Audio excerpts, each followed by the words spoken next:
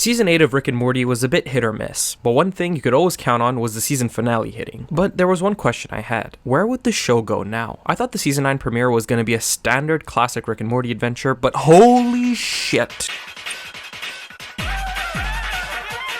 Yeah, suffice it to say, this episode was insane. This is a breakdown and review of the season 9 premiere, Something's Up with Morty. We begin with Rick supposedly texting someone and being really cagey about it around Morty. At first, I thought we were just building from season 8's ending, with Rick possibly trying to contact Bug Ann again, or finding someone new, but instead...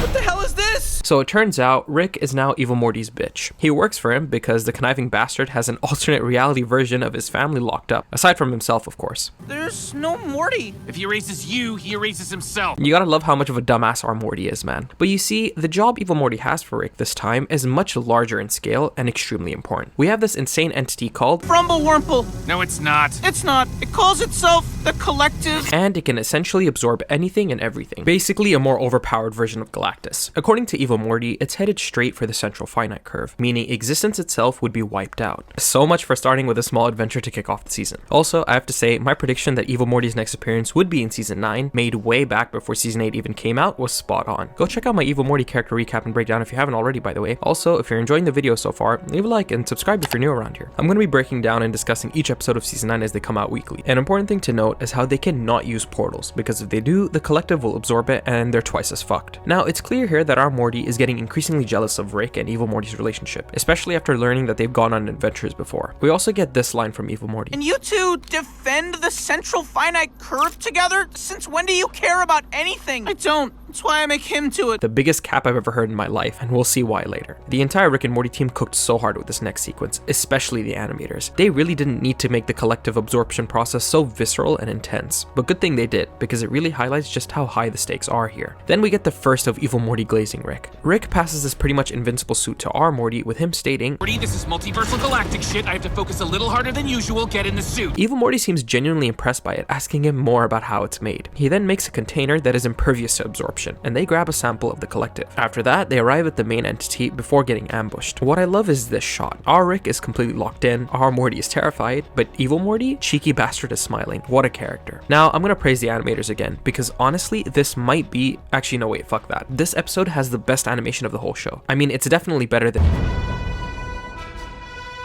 Rick and Evil Morty start going to town, and like we've seen before, prove to be an incredible team. They start doing Dragon Ball shit, Marvel shit, and pretty much any cool thing ever. It's even better when you realize an orchestral remix of the main theme is playing in the background.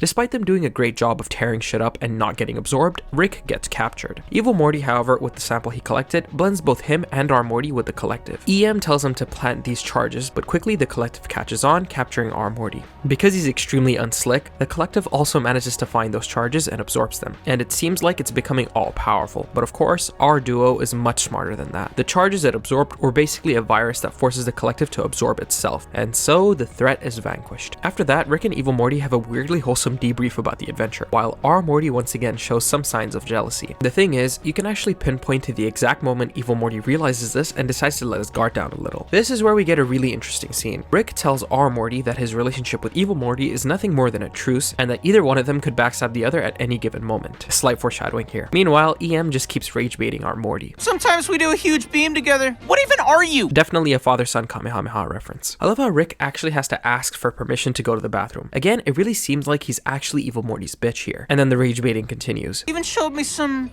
time travel stuff. I'm gonna shove these waffles up your ass, pal. Looks like he really hit a nerve there, because as we all know, Rick hates time travel. I don't respect time travel. If Ant-Man and the Wasp can do it, I'm not interested. So if you did anything time travel related with someone, let alone another Morty, of course that's gonna rile our Morty up. But this also proves to be Rick's most diabolical trap for Evil Morty. I'll get to that later as well. He then calls our Morty weak for caring so much about the whole "is he trying to replace me or not" dilemma, and says he's gonna steal Rick purely to mess with him. Now at this point I was wondering, we're only halfway through the episode and the collective collective is already gone. So what could the rest of the episode even be? I mean, it's already proven that Rick can't really take on Evil Morty since he has a backup plan for everything. And then the episode gets even better. Now pay attention to the way Rick says, Morty, I took such a nice shit. Don't make him tug my leash again. No, we can call you it. can tell by the way he says again that he's acting here, because not 15 seconds later, EM returns to his base and everything is in shambles. Now I was shocked to see everything gone, especially the Omega device, because how does Evil Morty get outsmarted like this? He even finds that all of his shit was stolen, and to find out that Rick was behind all of it, I was dying at the photo he left behind. So stupid. You see, bringing our Morty along actually ends up being Evil Morty's downfall. He only brought him to flex his relationship with our Rick, and as a result, he got so cocky and distracted that he completely let his guard down. That's when it's revealed that Rick put the Omega device's schematics inside the Omega device, meaning that it is now completely erased from all realities. This is huge. Motherfucker! Of course, Rick immediately loses his mind, delivering what easily ranks as one of the top 10 Rick rants in the entire show. You want to murder the shit out of me, Morty? That's why I built this place, Morty. This whole dimension is a bunker, Morty. Oh, man. We live in the bunker now, Morty. We might be here forever, Morty. I love Morty's oh man because he's clearly thinking, god damn it. The tradition of Rick melting down in every season premiere continues. Only this time, I guess it happens midway through the episode. He transports the Smith home into a huge underground bunker, preparing and stocking up on all kinds of shit to defend against Evil Morty's eventual arrival. I love that Summer asks what about Space Beth, and all Rick does is respond, Space Beth is mean to me sometimes. damn, all that season 8 growth with her for nothing. He then explains to the family how two of Evil Morty's most annoying weapons work. His Akira laser, which has a 20-second cooldown, and the infamous force field. Yeah, listen to Pop Pop, Morty. I'd be an idiot if I didn't check. So that's the guy? You're exhausting. Can't help it, I'm a rascal. Morty then comes to Rick, asking him if he wishes he were smarter. He, however, straight up tells him that Evil Morty's a douchebag and he hates him. You promise? I promise. Phew. I love that Morty still doesn't get the fact that our Rick, despite seemingly getting along with Evil Morty, would hate to have someone as smart, if not smarter than him, as his partner. This entire episode also sort of calls back to the episode Fear No Mort, where we as the audience find out that Rick does truly find his Morty irreplaceable. Obviously, to no one's surprise, Evil Morty shows up and begins aura farming. Like, look at this Dragon Ball teleporting shit. How is this not one of his coolest moments in the entire show? And still, he tries to find a way to rage bait Morty. Like that, Morty? He built a bunker dimension just for me. I don't have to lie here. I built it for a bunch of reasons. You're not special, pal. Rick does catch on that EM might care just as much as Morty, and we get yet another insane fight sequence. That's 2 in this one episode. More beam struggles, a Godzilla Power Rangers monstrous fight, and of course Terminator references. After this, it seems like EM has finally killed Rick, and he makes sure to steal his brain so that he doesn't potentially resurrect himself or anything. And then we hear this. So in character for him to have some Bugs Bunny ass sound effects as he steals back his brain. And then these two just start screaming at each other. At first I thought they were about to go Super Saiyan or something, which wouldn't be the first time another cartoon parodied that, but instead it's revealed that they're using nanobots to fight each other. Then Morty dives in, and EM tries to pull the same move he did with Rick Prime, the old switcheroo, except Rick isn't as stupid as him. Shit. Rick then traps him in this pocket dimension and sends a billion weapons at him, and despite his escaping, it was enough to break down his force field. This calls back to what he says in the background when talking about EM's weaknesses. Evil Morty does have a force field. It's annoying. Is Bunker Gene from this dimension, or you think Rick brought In fact, this is actually a callback to Unmort Rickon. Shit, Evil Morty. Should I grab the net? Yes! Hang tight. Morty's getting the net. He was 100% talking about this pocket dimension net. It's those small details that remind me why I still love this show. Our Morty then gives EM a reality check. That's the real reason you need to kill us right now. Because for Rick, making me jealous was an act. But for you? Yep, called his bluff. He then goes in and seemingly takes control of all the weapons in the house, but we then see the family jumping his ass. Jerry keeps throwing random shit at him, only for Summer to say, Not helping, Dad!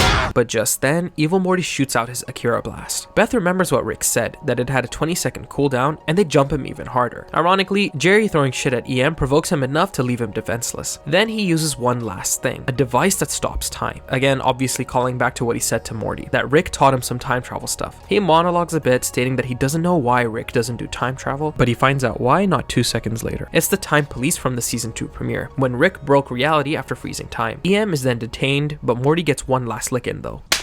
Oh, shit! Rick then tells him, Sorry, Morty made it weird. We were never a thing. Uh-huh. Enjoy prison, fucker! Later! It seems like these two now have like a Goku and Vegeta sort of rivalry. This episode adds a whole new layer to Evil Morty's character. Up until now, we've always assumed this motherfucker was so smart, so cold, and so conniving that he barely even felt like a Morty. But the writers made sure to establish that there's one quality that he can't exactly change. At the end of the day, he's still a Morty. Mortys in general have always loved their grandpas. They might act tough, they might talk shit, but one thing has always been true. They care about Rick. And Evil Morty is no different. Why else would Rick have been able to trash his place and destroy the Omega device? Because he knew that if he played the long game and slowly got EM to care about him, Evil Morty would eventually get too comfortable and lower his guard. Rick was also most likely planning this for months, probably throughout season 8 in the background. He made sure to show Evil Morty his time travel stuff, not only to make it seem like they were all buddy-buddy, but because he knew EM would eventually build a similar device and get himself in trouble with the time police. You know, I always thought Evil Morty was smarter than Rick. After all, if it weren't for him, Rick never would have found and killed Rick Prime. But here, it's definitely established that our Rick reigns supreme, even if it was an extremely close battle. This episode develops our Morty a lot as well. His previous interactions with Evil Morty showed that he put him up on this pedestal, but realizing now that he's actually not really all that much better than him, in the sense that he cares for Rick, he stops idolizing him. I also think this episode might have an underlying theme about how the only person who can truly destroy us is ourselves. You can see that with the collective absorbing itself and wiping itself from existence, and then again with Rick putting the schematics for the Omega device inside the Omega device. And with Evil Morty, if he hadn't invited our Morty on that one adventure, he never would have let his guard down, which ultimately led to him getting detained. In the end, his own hubris and arrogance provided to be his downfall. Or what do I know, this episode might just be the "y'all got any good writing? We got hype moments and aura" meme. This definitely won't be the last time we see Evil Morty, but I also kind of have a feeling that he won't be like the final antagonist or anything. I think he deeply respects Rick, and our Rick definitely respects him. Overall, what a great start to the season, and I'm pretty confident to say that the rest of the season won't be as insane as this episode, but I'm still excited to see what's up next. Hopefully some relatively simple episodes with small character growth moments for the entire family. If you're new around here, please subscribe. As I said, breakdowns are coming weekly as new episodes come out. Leave a like if you enjoyed, and leave a comment on what you thought of this episode and any other moments I might have missed. Would love to read them. If you want to support me further, follow all my socials, join my Patreon, grab my fantasy fiction novel The Shattered Absolution, and I want to thank you for watching.